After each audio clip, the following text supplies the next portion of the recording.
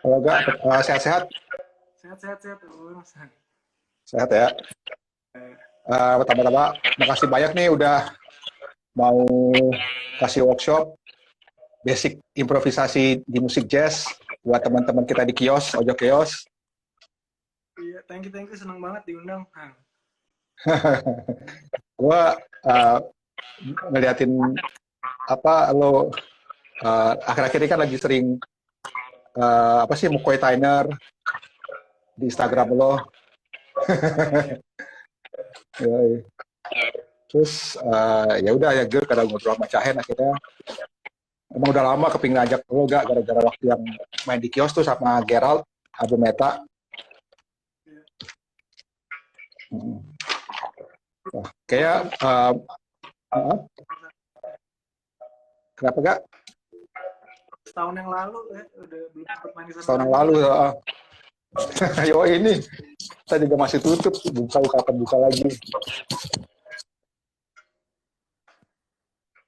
ya. Oke, tadi kayak murid-murid lo baik juga ini gabung nih Iya, udah oh tadi ada Ota ya. kayaknya ya. Iya, jadi sebenarnya kita lebih apa ya, mungkin ntar bisa karena ini di kios aja kios kan banyak kebanyakan ya, menurut gue sih kayak ada yang butuh juga uh, tahu bagaimana memulai improvisasi musik jazz. Maksudnya kayak zaman dulu gue kayak pengen tahu gimana sih cara improv, terus akhirnya dikasih ke teman gue, oh beli buku ini aja Bill Saragi, jadul banget ya. Belum pernah baca tadi. Gue ya, gue sempet punya tuh improvisasi jazz untuk semua alat musik oleh Bill Saragi. Cuma nggak tahu sekarang kemana, udah hilang tahun 80-an akhir masa itu. Lupa. Gue tahu buku itu gara-gara ikut workshopnya Om Bill gitu di mana tuh dulu Pernah Chicks ya Musik ya pernah ikut di ya. Chicks, Iya. di Chicks temu oke. Tahun berapa tuh gak? Masih SMP kayaknya SMA sorry SMA Oke, kelas satu. siap. Iya. Kata Cahen jadul loh, ya gimana, itu bukunya emang itu tersedia ya kan. Iya. Oke, gak sekarang ya apa sih sebenarnya kalau kita mau belajar basic jazz tuh apa sih yang pertama kita perlu tahu dulu, basic Uh, improvisasi di jazz gitu, sorry. iya jadi mungkin pertama kali uh, mungkin beneran persepsinya dulu. Jadi kalau menurut gue jazz tuh bahasa. Jadi Hmm. karena dia bahasa sama pertama kali belajar bahasa kalau kita mau belajar bahasa orang tua kita aja kan kayak niruin aja kalimat kata terus soundnya bunyinya gimana bunyi artikulasinya jadi itu yang langsung jadi awal menurut gue paling awal kita mesti uh, getting familiar dulu sama jazz sebanyak dengerin kita banyak niru awalnya banget sih sebenarnya dengerin ya nah cuma kita dengerinnya mesti intens sebenarnya sama kayak kita dengerin musik musik jazz solo-solonya tuh masih bisa sambil nyanyi juga sama seperti itu juga ketika kita udah bisa nyanyiin bareng sama rekaman artinya bunyinya udah ada di kepala kita udah saja itu kita udah mulai bisa niru artinya ya jadi terus Gak, sorry gak. jadi sama teori tapi kita benar-benar niru bunyinya nah jadi mesti banyak denger cuma ya itu Tapi kita lebih ke mesti apa gak? cara apa sorry Kak, sorry kak, kayaknya koneksi lo agak putus-putus deh. iya nih agak khusus gue emang agak kacau nih belakangan nah, di sini gue first Ya meeting emang karena banyak karena banyak orang yang online kali ya, jadi akhirnya susah. iya tadi gue sama Uh, nggak kedengeran sampai mana ya tadi gue terakhir ngomong Tadi lo ngomong soal bukan belajar dari buku teori atau buku gitu. oh iya jadi balik gue ulang lagi aja jadi mesti banyak denger kita basically mesti banyak denger rekaman ada di kepala kita nah cuma jadi isu pertamanya adalah gimana sih cara ngedengerin yang baik sebenarnya apa aja yang mesti kita dengerin, pay attention, kita mesti perhatiin apa aja pas kita dengerin rekaman. Terus baru habis itu dipraktekin ke instrumen kita gitu. Oke. Kayak kita belajar bahasa gitu kan, dengerin terus kita praktekin gitu ya. Iya, nanti mungkin kalau emang butuh apa, mau pengen lebih lanjut mungkin butuh teori ya, mungkin nanti teori bisa membantu untuk memahami, tapi yang utama kita mesti familiar dulu sama bunyinya. Oke. Nah, terus kan udah familiar sama bunyi, terus lo praktekkan, terus tools apa aja yang dibutuhkan gitu. Nah ya, jadi mungkin gue breakdown kayak kita ketika kita pengen belajar ritmenya, kita mesti pay attention sama apa aja. Kalau melodi ntar mesti pay attention sama apa aja, harmoni mesti pay attention sama apa aja. Nah jadi awal banget yang paling penting dari jazz itu sebenarnya adalah rhythm swingnya itu sih, swing feel itu.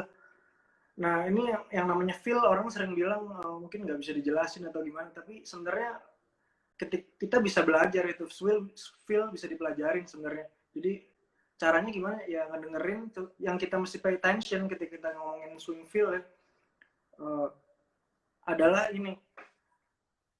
Jadi kan kalau banyak buku ya, atau gue dulu juga termasuk, gue belajar sama yang gue katanya swing itu triplet. Jadi swing 8 notes tuh jadi katanya kayak gitu. Tapi setelah gue dengerin sebenarnya nggak kayak gitu kok. Ternyata swing feel nggak kayak gitu. Gue dengerin kayak, ini gue pasang nih contoh ke Chet Baker nih misalnya. Oke. Nih misalnya.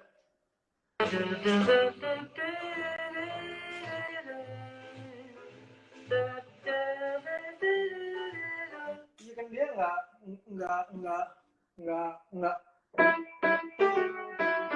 kayak nggak triplet gitu kan, lebih Nggak staccato juga ya. Ya jadi lebih straight, tapi dia nggak benar-benar straight, nggak benar-benar triplet. Nah itu jadi hal pertama yang mesti diperhatiin tuh, kalau gue bilangnya persentase tripletnya. Apakah dia, karena tuh dia di antara 8 notes biasa sama yang triplet, dia di antara itu tuh. Jadi kita mesti dengerin seberapa triplet dia gitu, jadi itu yang mesti diperhatiin pertama kali, karena tiap orang pun, tiap pemain beda-beda semua. Jadi yang namanya swing feel itu juga beragam banget dari macam-macam pemain. Kita mesti pay attention. Rekaman apa aja bisa kita dengerin untuk kita memahami swing feel itu, gak? Iya, jadi pertama ada triplet. Seberapa triplet, terus yang kedua aksen. Not mana yang di aksen. Nah, itu juga orang kalau ngajarin sering banget bilang yang not yang di aksen mesti upbeat-nya katanya. Tapi sebenarnya kalau kita perhatiin Chet Baker tadi nggak kayak gitu, bahkan kalimat pertama. Ini ada aksen di bawah downbeat. Jadi, nah itu nggak selalu kita mesti dengerin itu. Per kalimat beda-beda sebenarnya. Ya, jadi per kalimat beda-beda gitu.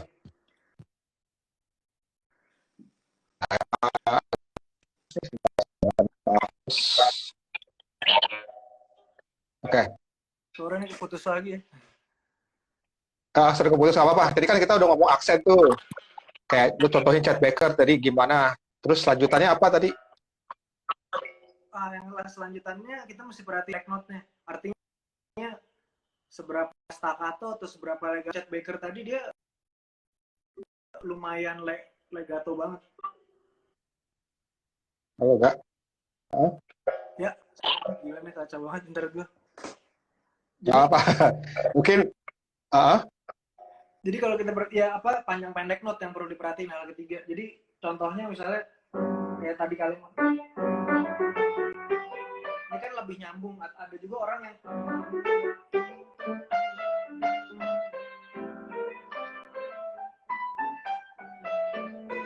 yang lebih putus-putus. Nah itu tiap orang beda-beda. Nah kita mesti perhatiin tuh seberapa panjang atau seberapa pendek si note-nya si orang. Oke, itu akan mempengaruhi apanya kira-kira, Gak? panjang pendek note itu? Mempengaruhi feel, mempengaruhi harmoni, rasa lagunya atau rasa? Itu tergantung vibe yang kita mau ciptain seperti apa ya Kak. Jadi ada orang yang kalau dia pendek konsekuensinya jadi lebih jumpy, lebih rhythmical kayak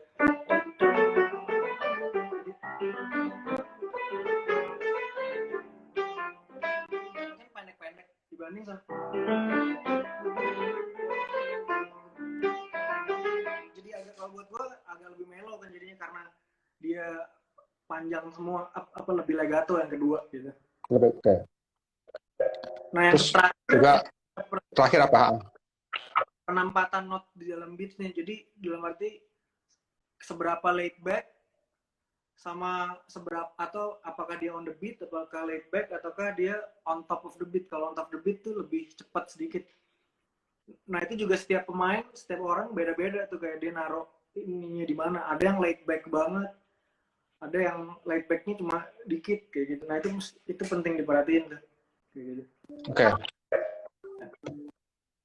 Itu dari aspek Lanjut, ritmenya untuk apa yang mesti kita dengerin.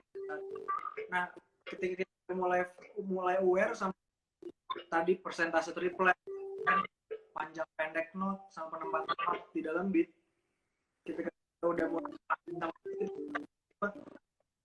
cara latihannya, ketika praktekin cara latihannya kita play along sama rekaman, main bareng sama rekaman di loop aja, benar-benar berusaha dapetin aksen panjang pendeknya. Jadi contohnya misalnya Chet Baker tadi gue play along misalnya. Oke.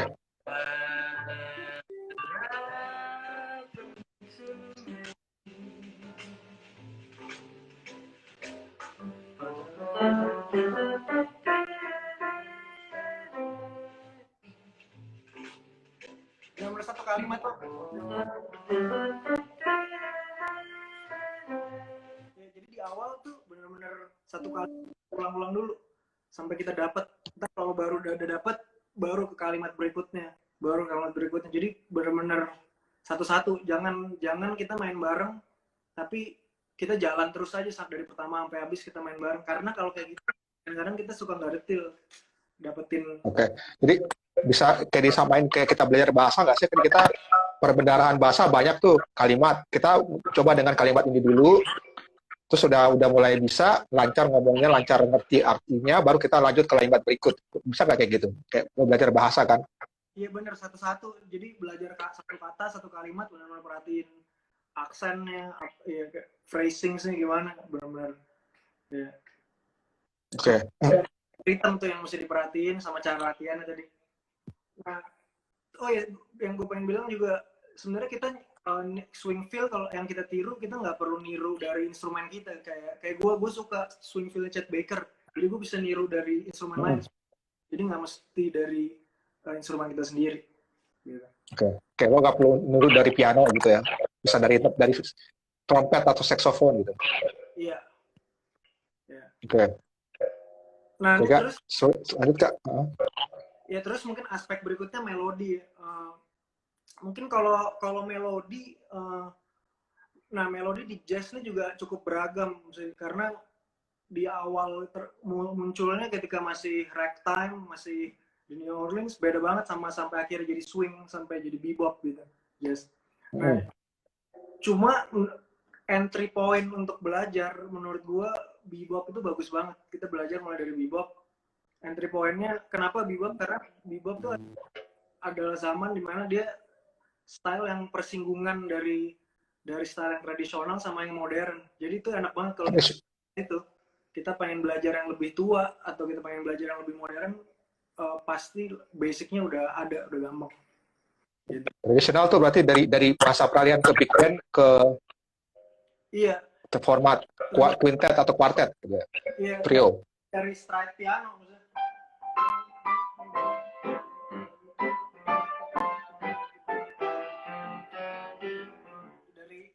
Dari situ bahkan itu aja bahkan apa namanya itu juga dari style kalau kita awal di jazz tuh bahkan nggak ada tuh yang namanya chord mayor 7 tuh nggak pernah dimainin sebenarnya sama musisi jazz awal, sama pemain strike, terus habis itu nggak pernah tuh ada sharp 9 atau kayak alter kayak gitu-gitu, nggak ada dulu.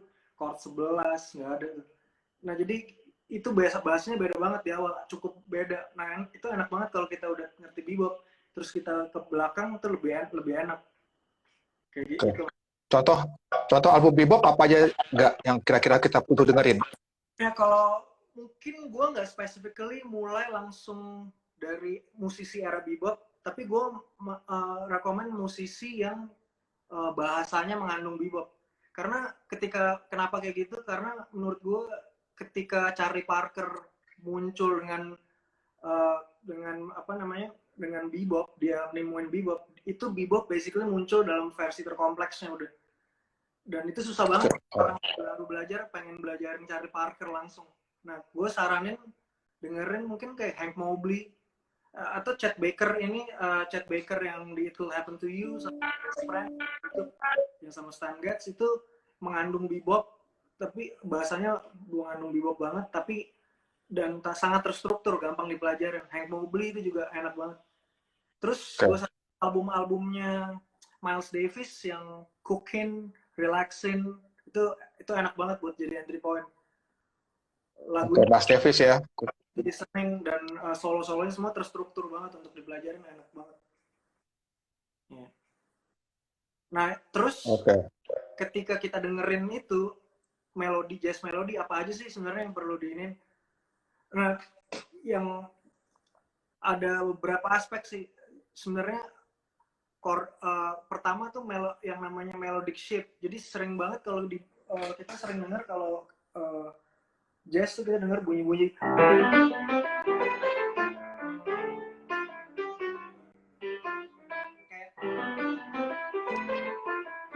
itu kan, itu namanya chordal tones, artinya nada-nada yang membentuk chord itu sebenarnya. Nah itu perlu kita perhatiin. Nah maksud gue apa yang kenapa perlu diperhatiin, karena gini, sering banget lagi-lagi kalau orang yang belajar di sering banget disuruh latihan, entah kenapa orang yang belajar di buku disuruh buku itu suruh kita latihan kayak Scale. iya, apa arpeggio connection. Oke, emang bener arpeggio itu elemen apa, chordal tones, arpeggio itu chord tones itu elemen dari jazz melody.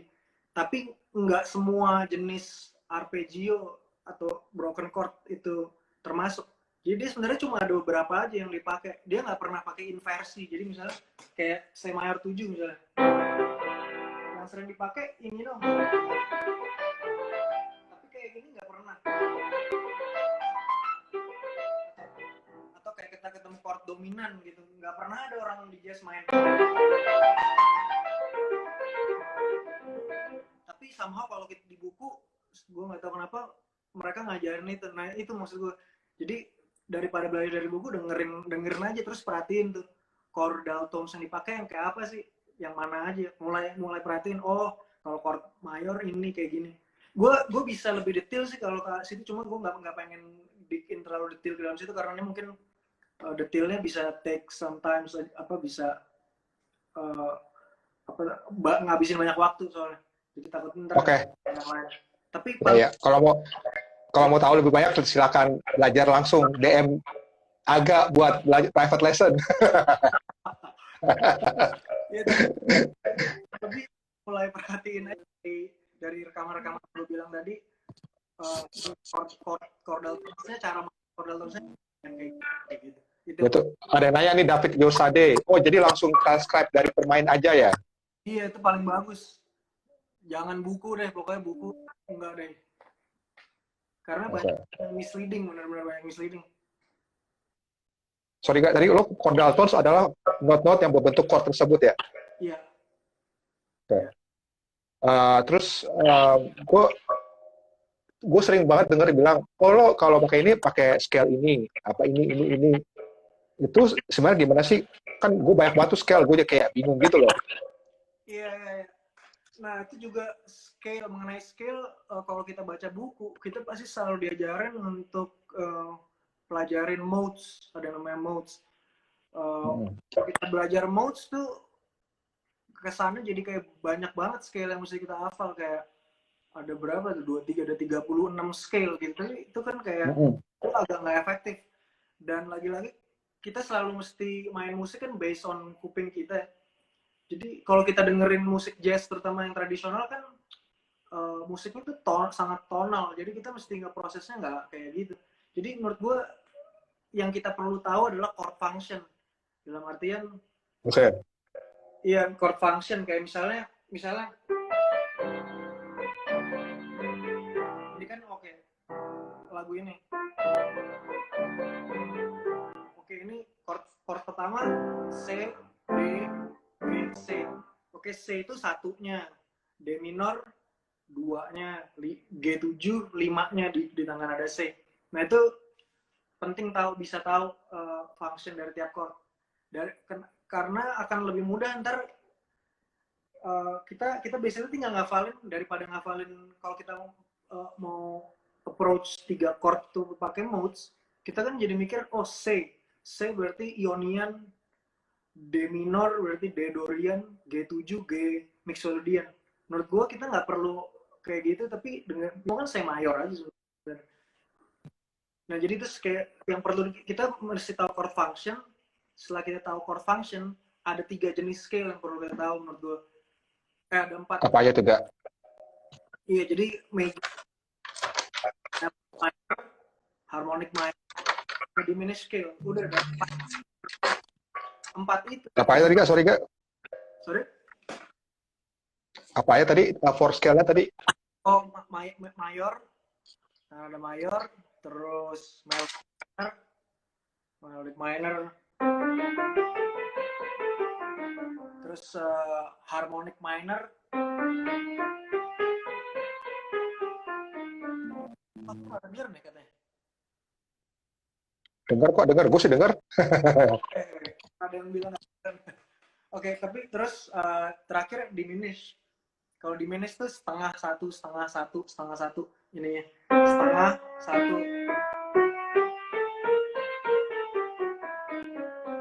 Nah, itu yang sering dipakai. Nah, tadi ya mayor yang pertama tadi itu C mayor biasa apa C mayor blues? Oh, biasa. Scale. Biasa apa? Mayor biasa. Ya. Nah, dari 4 jenis scale yang kita tahu tadi itu kita kita tahu jadi segala chord yang ada di tangan nada C, semua chordnya nih ya dia pakai C mayor aja basically, pakai C mayor daripada kita ngafalin ketika A minor pakai Aeolian, pakai dia ke F mayor 7 pakai Lydian, itu kan kayak nggak banget. Nah, itu yang buat gue bingung, pusing tuh. Itu yang buat gue pusing, Melodian lah, Lixodian lah. Nggak penting. Gue belajar sama Barry Harris. Barry Harris itu dulu pianisnya Charlie Parker. Dia musisi jazz sebenarnya di zaman dia nggak ada yang mikir kayak gitu. Nggak ada yang cara mainnya kayak begitu. Itu kayak temuan sekolah musik aja, kayak Berkeley, kayak nemuin cara ngajar kayak gitu. Tapi sebenarnya musisi jazz nggak ada yang main kayak begitu sebenarnya. Yeah. Jadi yang perlu tahu, nah itu chord function tadi. Nah ini juga penggunaan melodic minor sama diminished itu mungkin nggak tahu, gue takutnya kalau gue getting too deep ke situ agak panjang, mungkin agak panjang. Mungkin gue singgung sedikit aja sih. Singgung sedikit kali gak ya? Iya, jadi biasanya tuh melodic minor yang paling sering digunain tuh biasanya buat alter. Kalau alter tuh ini chord dominan. Jadi susahnya sebenarnya yang tricky dari main jazz tuh sebenarnya cuma problemnya ada di chord dominannya doang. Kayak kalau kita ketemu chord dominan ini karena banyak kayak chord dominan yang misalnya kayak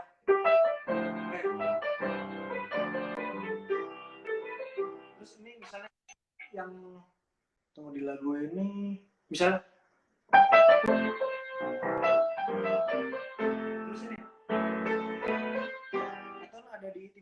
F sharp minor, B7 gitu. Oke, B7.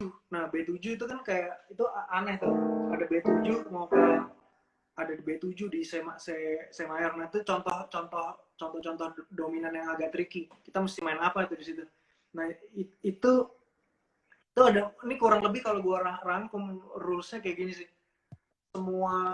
Semua dominan yang pergerakan bass note-nya naik 4, misalnya kayak G7 ke C atau G7 ke F, pokoknya pergerakan bass note-nya naik 4, dia bisa pakai melodic minor setengah di atasnya. Nah, itu jadinya altered. Itu altered itu mungkin kalau sering denger ini ya sering banget kan kayak di lagu-lagu ya. Sering denger kayak gitu. Nah, itu altered tuh. Itu bunyi altered. Nah, itu asalnya melodic minor naik setengah. Cuma nggak semua dominan bisa jadi altered. Yang apa secara traditionally yang bisa jadi alter tuh yang pergerakan bass note-nya naik ke 4. Itu contohnya. Bass note-nya naik ke 4, oke. Okay. Naik 4 gitu. Misalnya dari naik 4, oke. Okay. Iya. Nah, itu salah satu contohnya. Nah, terus kalau misalnya kita pakai ada lagi dominan yang misalnya kita dengar kayak turun setengah tuh pergerakannya, yang pergerakan bass note. Itu biasanya sih dia pakai melodic minor 5 di atas bass note-nya. Jadi kalau misalnya ini kan D minor, D flat, C mayor. Nah, di flat 7-nya itu kita pakai A flat melodic minor. Melodic minor 5 di atas bass note-nya. Tadi bass note-nya apa? Jadi tadi kan chord-nya di flat. Nah, di flat kita bisa pakai melodic minor, scale melodic minor yang mulainya dari 5 di atasnya dia. Jadi kalau di flat 5 di atasnya kan A flat. Nah, jadi di flat 7 kita bisa pakai A flat melodic minor. Oh, oke.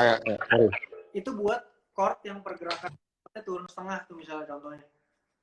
Itu kurang lebih itu mungkin yang bisa gua share karena itu mungkin banyak fungsi yang lebih agak detailnya banyak karena ada macam-macam jenis dominan.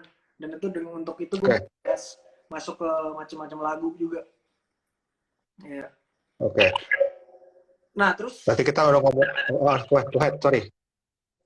Satu lagi nih aspek yang mesti kita dengerin pada saat kita dengerin jazz melody, target notes.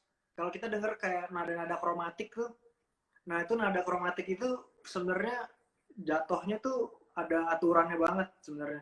Kalau kita perhatikan. Sorry, boleh jelasin kromatik itu apakah? Oh, kromatik tuh yang karena ada tiba-tiba di scale kita dengar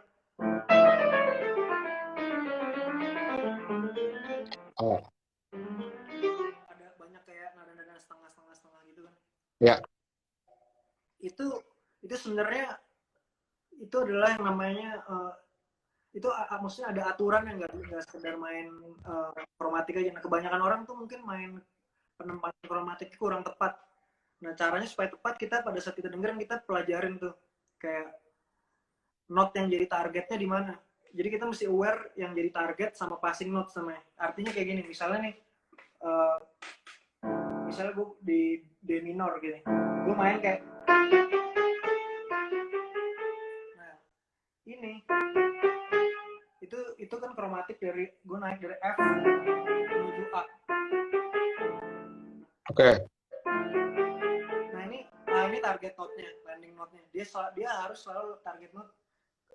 Ya nggak harus, tapi traditionally dia harus kebanyakan di downbeat. Nah terus itu kromatiknya, itu passing note-nya dia gitu. Nah kita mesti perhatiin.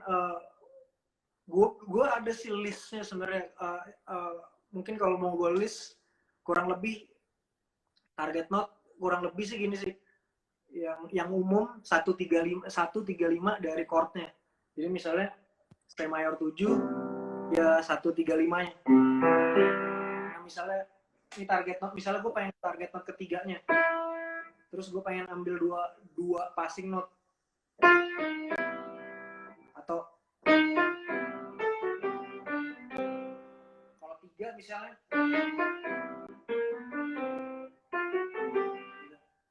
Nah itu kita mesti perhatiin tuh kayak pada saat kita dengerin ini, kita dengerin melodi, kita dia kita mesti bisa coba jabarin, dia pengen berhenti di not itu, terus cara dia bisa berhenti di not itu dia ngambil misalnya, dia ngambil ada 3 passing note sebelum dia berhenti gitu. Oke. Jadi itu hal-hal yang perlu diperhatiin tuh. Jadi balik lagi chordal tones yang dipakai, scale sama target notes. Nah kebanyakan jazz melody itu adalah kebanyakan sih dia mulai sama chordal dulu, jadi terus habis itu scale, jadi kadang-kadang jadi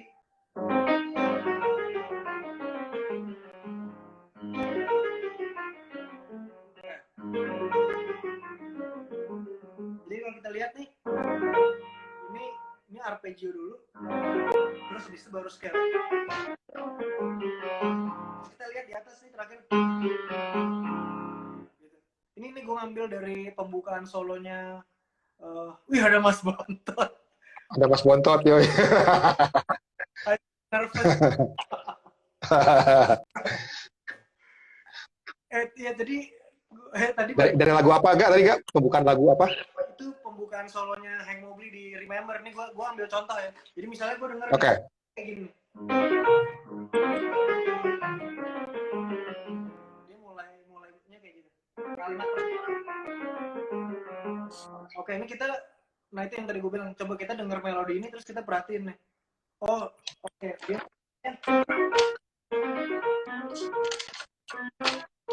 Ini dia sebelum chordal tones ada passing note dulu. Terus habis itu dia scale turun.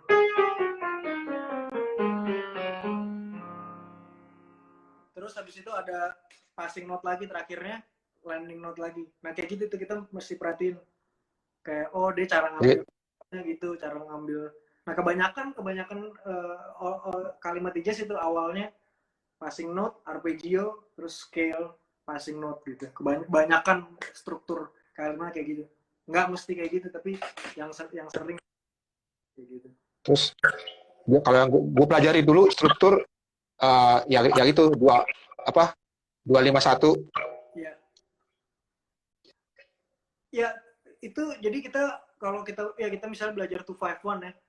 Itu dia kita ambil dari, kita misalnya dengerin siapa, misalnya tadi kayak siapa Chet Baker, yang tadi awal tuh apa yang gue pasang pertama tuh itu Happen to You Chet Baker. Misalnya kan dia mulai solonya gini.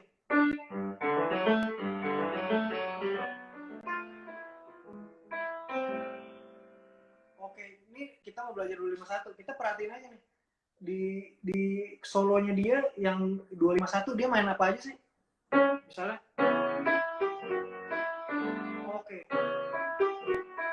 dia bisa main kayak gitu. Terus kita terapin tuh ntar. Jadi misalnya terus kita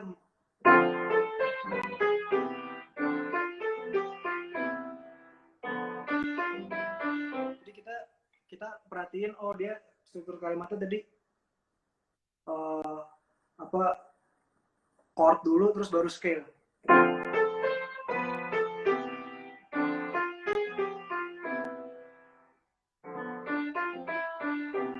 Jadi itu kayak salah satu contohnya ketika kita mau latihan 251, kita dengerin referensi. Oke. Dan referensi 251 banyak banget kan di lagu-lagu jazz. Karena ya itu core-nya. Jadi core-nya ya. Jadi ini mungkin sebenarnya di akhir ya, kalau gue sebenarnya tadinya mau bahas di akhir, cuma mungkin sekalian lo udah nanya soal itu, Mas. Oke. Sorry. Tapi jadi setelah kita perhatiin struktur kalimat itu, kita cara terus ini kan problem sekarang ketika kita pengen latihan misalnya di 251 gimana. Nah, pertama kita ambil tadi ide, misalnya tadi yang dari Chet Baker tuh buat apa? Yang misalnya tadi yang gue ambil dari Chet Baker. Yang itu yang misalnya gue ambil itu. Oke, tadi kita bedah dulu. Dia chord tones, arpeggio dulu, terus habis itu scale. Nah, kita coba terapin itu di 251. Nah, jadi ketika kita mulai 251, kita bukan coba ini apa, kita bukan nyoba-nyoba mainin apa, bikin kalimat sendiri, bukan awalnya nggak kayak gitu dulu, karena gimana kita mau bikin kalimat sendiri kalau kita belum fasih ngomong bahasanya.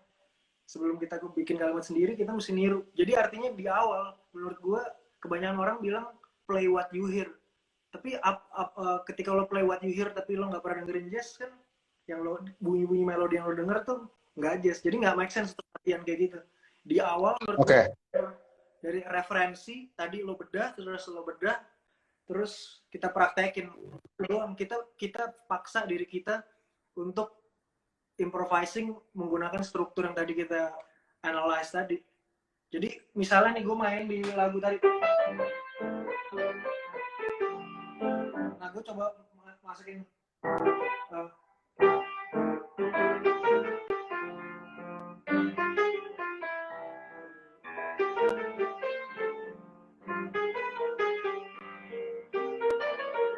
jadi gue solo basically pakai kalimat itu doang.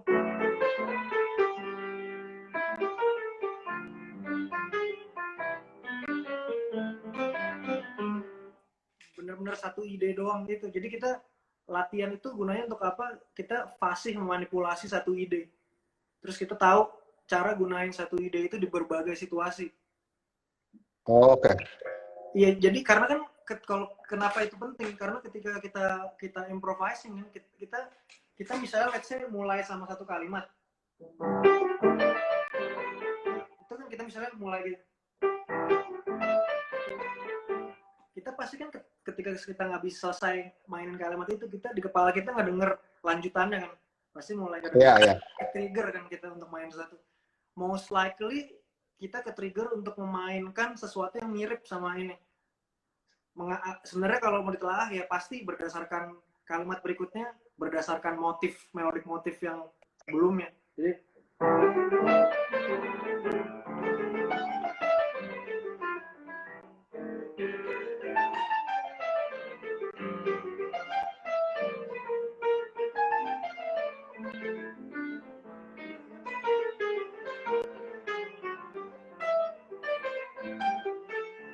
Jadi gue selalu ngambil kalimat yang sebelumnya, kayak supaya ceritanya berkesinambungan, harus kalimat berikutnya harus datang dari kalimat sebelumnya. Nah, jadi itu ketika kita latihan solo pakai satu ide itu tadi, kita ngambil dari referensi, kita ambil sepotong doang, terus kita coba sepotong mainin satu lagu lain pakai sepotong itu doang. Nah, itu akan membantu kita expand melodic vocabulary kita, sama ngelatih kita untuk bisa manipulasi ide itu, bisa ngembangin satu ide jadi cerita yang luas sebenarnya. Cerita luas berbagai situasi ya. Iya. Jadi ya awal sih itu step awal sebenarnya ya coba mainin kalimat yang sama di chord yang lain kayak gitu. Ya. Oke. Ya ini apa? Sorry, tadi.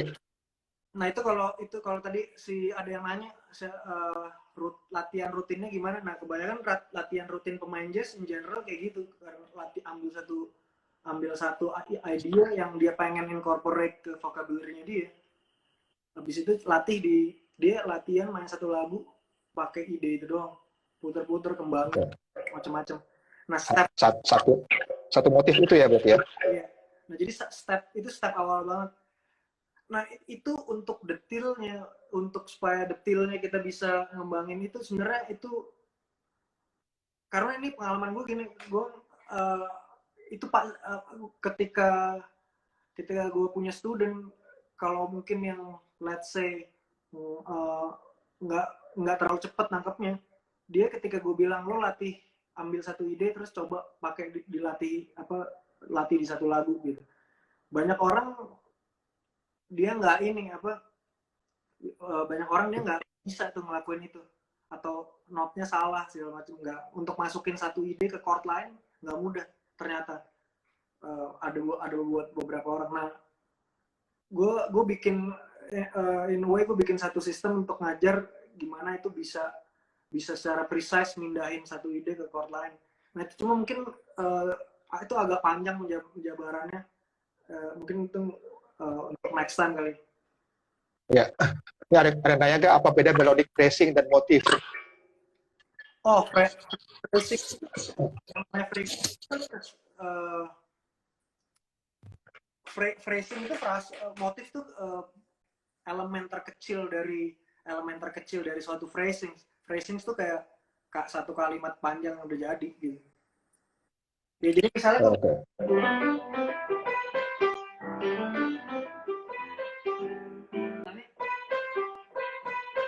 itu terakhir ada itu motif. Nah, itu motif.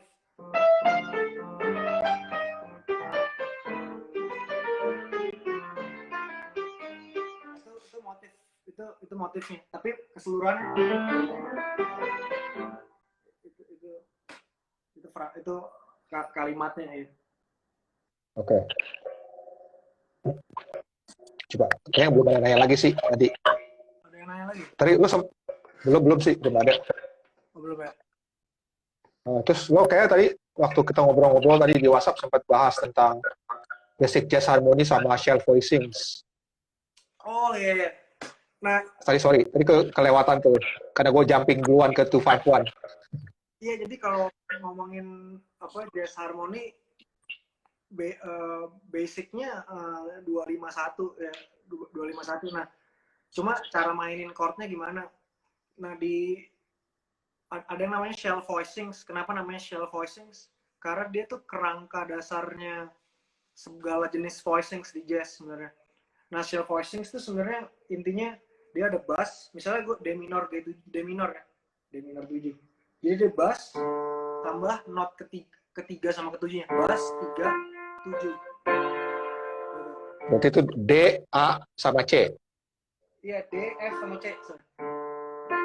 D, F sama C, sorry. Iya. Terus misalnya 251, nah kita misalnya punya 251 D, G, C. Sekarang kita milih awalnya D, F, C. Nah, yang berikutnya juga gitu 1 3 7. Nah, cuma kita mesti cari yang pergerakannya paling dekat. Oke.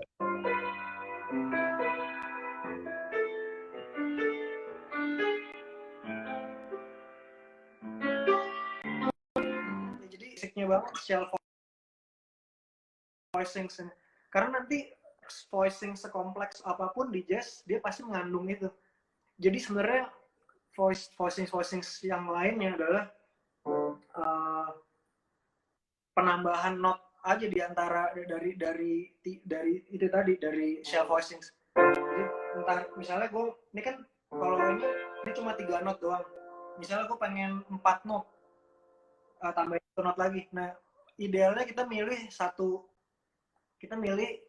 not yang berasal dari scale-nya si D minor tadi. Ya, D minor ini kan scale-nya dalam konteks 251 di C, tangan ada yang dipakai C mayor. Berarti kita basically kalau kita mau nambah 1 not lagi dari sini, kita bisa pilih not apa aja yang ada dari scale C mayor tadi. Nah, not apa yang dipilih tujuannya jadi kita pilih not yang bukan yang belum dimainin, karena kan tujuan kita nambah not kan kita pengen supaya chord lebih kaya kan. Kalau not yang chordnya udah kita mainin ya nggak memperkaya secara harmoni. Jadi kita pilih chord, intinya pilih not lain yang belum dimainin dari scale-nya gitu. Jadi misalnya ini bisa tambahin bisa tambahin E.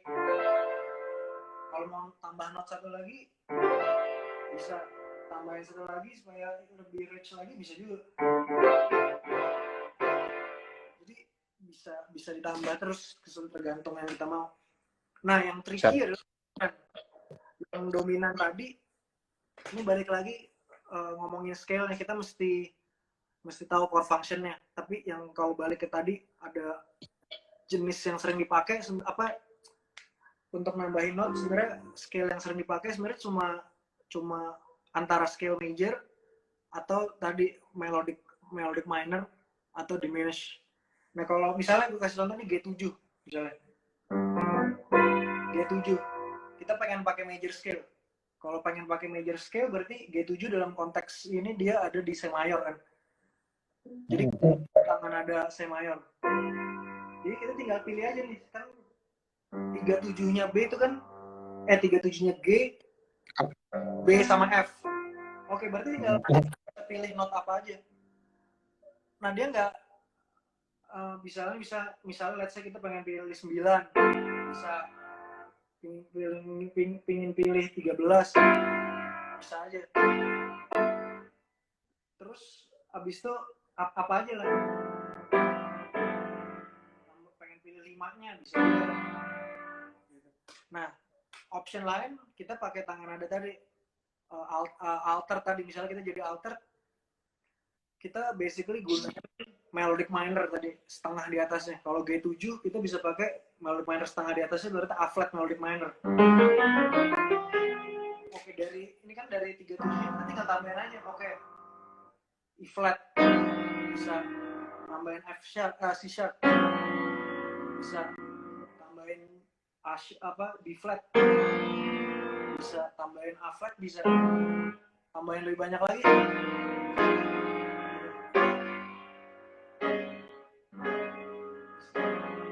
Jadi bisa terus sisanya tinggal tergantung kayak persebaran notnya mau seperti apa gitu. Misalnya maksud gue gini, misalnya gue punya ini kan awalnya G, B, terus gue pengen nambahin misalnya E flat sama B flat ya, misalnya gue pengen nambahin Oke. Bisa aja gue taruh di sini, bisa aja gue taruh di sini gitu. Atau bisa aja gue taruh kayak gitu. Itu jadi yang menarik adalah kita bisa explore notnya di penempatan notnya itu di mana bisa terserah kita sebenarnya. Iya. Nah itu ada, kita nggak bisa belajar voicing kayak per chord kayak gitu. Kita mesti lihat konteksnya di lagu. Jadi artinya oke, ini G7, misalnya let's say gue pilih ini di sini. Misal ini deh, ini gini. Sekarang chord break dia kan ke C. Nah, gue mesti cari posisi paling dekat, istilah benernya voice leading. Voice leading itu gimana melodi bergerak dari satu chord ke chord lain, membentuk chord lain gitu. Nah, itu cara kasar gampangnya ya ini aja cari posisi yang paling dekat, cara paling dekat. Iya, cara begonya kayak gitu. Sama ya kita mesti kontrol melodinya, kayak misalnya top note-nya ini, terus top note chord berikutnya misalnya mau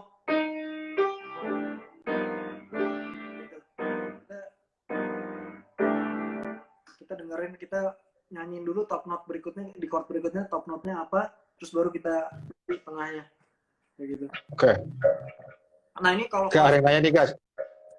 Kalau voice ini sebenarnya ini penting banget adalah kita yang namanya voicing segala macam itu di musik klasik udah kelar loh sebenarnya. Semua udah kelar kalau harmoni. Jadi sebenarnya kalau kita lihat sejarahnya semua pemain jazz tuh mereka sebenarnya belajarnya dari musik klasik. Nggak ada pianis jazz dan klasik. Mereka semua belajar harmoni dari baca skor klasik. Mereka pelajarin, oh ini voice leadingnya kayak gini, dari sini bisa ke sini gitu. Jadi vocabulary dari situ sebenarnya. Oke. Jadi terus arenanya nih Kak, tadi ini Stephen Gilberto, basic voicing yang biasa dipakai di era bebop apa ya Kak? Sorry, musik. Basic voicing yang biasa dipakai di era bebop apa aja katanya? Apa Kak? Iya, kalau bebop sih dia kalau tangan kiri ya dia biasanya kalau main piano 17 sama 13 doang. Jadi punya 251 nih. D minornya gue 17. G7-nya 13. Oke. Jadi 17 sama 13 ya. Itu kalau tangan kirinya. Nah, kalau tangan kanan sebenarnya tadi kalau kita ngomongin two hands voice, kalau di era bebop ya mereka biasanya four notes voicing saja sih. Jadi mereka biasanya kalau pemain bebop tuh mereka selalu hold bassnya tetap kan kalau zaman sekarang ada istilahnya rootless voicings, jadi tangan kirinya pemain piano udah nggak megang bassnya. Nah kalau di era bebop, Ya. Orang masih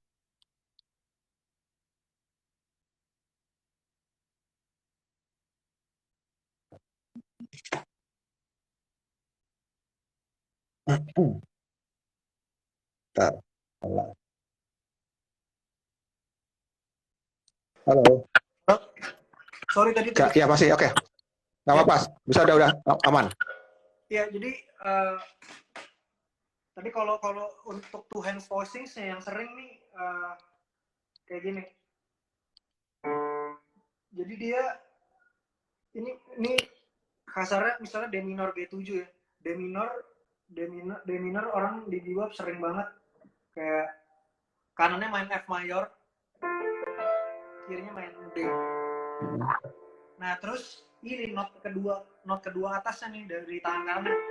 Not kedua paling atas kan C, diturunin satu ke bawah. Oke. Oktav. Jadi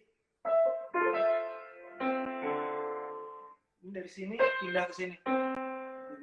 Gitu. Ini kan tangan kanannya F A C E. Nah, C yang di tangan kanan pindah di tangan kiri. Ini dilepas. Oh, oke. Ya. Ini basically cuma main F, A, sama E. Ya. Itu misalnya, tangan kanannya. Iya. Terus ini mungkin ngebantu kalau kita ngelihat pakai nomor sih mungkin kalau belajar voicing. Jadi lihat misalnya kita ngulik terus kita nemu voice orang main sesuatu, kita lihat oh dia mainin 1, 7, 3, 5 sama 9 ya. Terus misalnya buat G7 ini sering banget 1, 3, 7, 9, 5. Terus mayornya 1, 7, 3, 5, 9. Itu yang sering dipakai. Sering dipakai zaman bebop ya. Nah itu. Terus ada yang juga tanya juga, coba udah. Oke, go ahead. Enggak. Kalau kita lihat tadi itu ya basically ada selalu elemen shell voicing-nya tetap ada tuh 1, 3, 7, tapi ditambahin not line gitu. Oke. Not line yang sesuai dengan scale-nya itu kan lebih tadi. Kuncinya. Terus tadi ada nanya, cuma kita bahas dari tadi, silakan nonton dari awal, akan ada di Instagram Kios dalam waktu 24 jam. Dia nanya soal basic tuh. Suka jazz tapi main piano klasik, mau nanya dong kalau basic main jazz di piano harus belajar apa aja, udah dibahas. Terus ini ada nanya, gimana sih Kak caranya harmonisasi? Wah ini pertemuan berikutnya ini nih, Korea harmonisasi. Iya. Ini Bapak kalau yang namanya harmonisasi ya. Itu sebenarnya intinya itu bisa panjang banget. Iya, maksudnya itu topik yang luas banget. Cuma maksud gue ini sih sebenarnya intinya voice leading tadi itu gimana dari satu chord ke chord lain membentuk chordnya gitu. Apa melodi bergerak dari satu chord ke chord lain. Voice leading entah. Jadi gini sebenarnya kalau ngomongin ini sebenarnya simpelnya gini. Bass note apa aja sama melodi apa aja tuh masuk sebenarnya kalau kita tahu cara ngerangkai voice leadingnya. Jadi misalnya melodi ini cublak song. Sekarang coba Mas lo mungkin pick 5 bass note buat gue. 1465. 1465. Oh, C F A G. Iya. Ini tinggal asal 1465.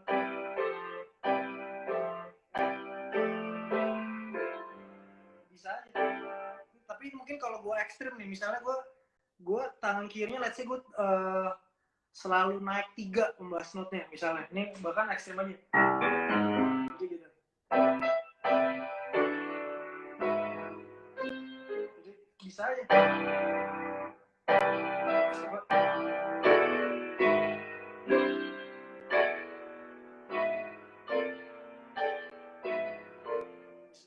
masuk semua. Atau misalnya gue pengen turun satu terus.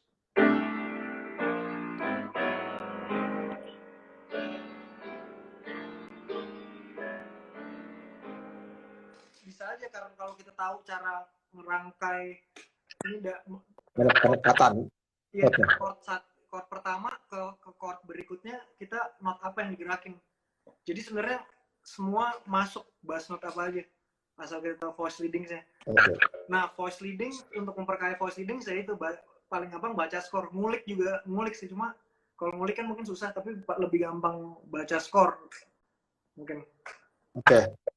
Kak, kayak waktu hampir habis nih. Oh, ya Bang, kita udah bahas dari Bang 1 jam kayak kurang ya Bang. Jadi buat teman-teman yang mungkin kepingin tahu, kelewatan tadi dari awal, bisa nonton lagi di Instagramnya Kios, tadi akan ada selama 24 jam kemudian. Atau mau tahu lebih banyak lagi tentang harmonisasi, apapun itu, langsung bisa DM Loga ya. Iya. DM ke Instagramnya Aga, @srihanuraga. Nanti kalau mau private lesson bisa, silakan. Siap. Gitu. Kalau album terakhir apa sih Kak? Yang Indonesia Volume 2 ya? Oh iya, Indonesia Volume 2. Itu Tuh. sama Kevin Joshua, Alfa Zulham, terus yang nyanyi Dira Sugandi. Isinya gue bawa lagu-lagu ini sih, lagu-lagu tradisional dari Kalimantan kebanyakan. Ya. Itu ada bisa didengerin di mana Kak? Atau dapetin di mana CD-nya? CD belum ada, tapi itu ada di Spotify. Kalau cari Sri Hanuraga Trio ada album Indonesia Volume 2. Ya. Tuh bilang buat masterclass dong Bang. Bikin masterclass katanya. Kadang yang lalu bikin udah di IG Live. Bikin ya. IG Live. Yeah. Terus setiap Rabu IG Live kan ya soal solo. Iya sempat. Transcribe solo. Iya sempat ngebahas solo. Kemarin Mark Turner 2 kali gue bahas. Iya. Oke Kak. Terima kasih banyak, sehat-sehat selalu Kak ya. Thank you banget Mas sudah diundang. Seru banget. Iya sama-sama, kita makasih banyak loh. Yeah. Kayak orang pada kaget, kok Aga masih mau ngajar nih. Baik banget ke Kios. Gue suka banget sih. Oke Kak, sampai ketemu lagi. Mudah-mudahan situasi ini segera berlalu, jadi kita bisa ketemu langsung ya, langsung main-main ke Kios. Siap, pasti. Thank you banget Mas. Oke. Sama-sama, thank you. Selamat sore semuanya.